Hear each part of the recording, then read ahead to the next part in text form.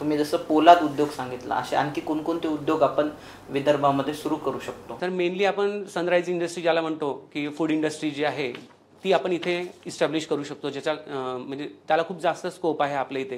कारण आपल्या इथे शेतकरी वर्ग जो आहे तो बऱ्यापैकी आहे, मोठ्या प्रमाणात आहे, पण त्या शेतमालाला भाव नाही आहे. जर आपल्याकडे इंडस्ट्रीज आल्यात, फूड प्रोसेसिंग इंडस्ट्री आल्यात, तर ते डायरेक्ट प्रोक्युअर करतील शेतमाल आणि त्यामुळे त्यांना चांगला भाव मिळेल शेताला. शेत उत्पादन कुठल्या फूड प्रोसेसिंग इंडस्ट्री तुम्ही सांगू शकाल? तर नागपूरसारख्या ठिकाणी ऑरेंज जो आहे त्याचा प्रोसेसिंग करू शकतो. सध्या आपल्या इथे एकही मोठा ऑरेंज प्लांट नाही आहे नागपूरमध्ये, तर तिथे आपल्याला एक व्हॅक्यूम तयार झालेला आहे, तो आपण एनकॅश करू शकतो.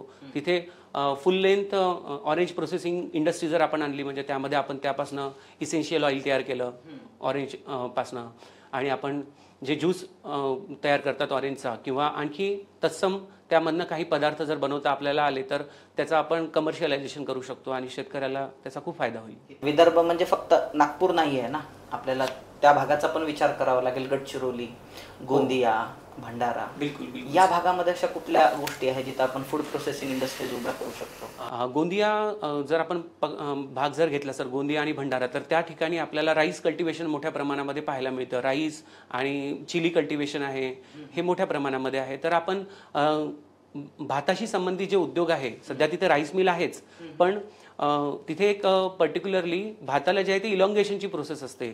बॉयलर यूज करून त्याला इलॉंगेट करतात आणि जो इलॉंगेटेड राईस आहे तो मोठ्या प्रमाणामध्ये त्याची दुबईसारख्या ठिकाणी जे आहे ते खूप जास्त डिमांड आहे, तर आपण त्याला कमर्शियलाइज करू शकतो.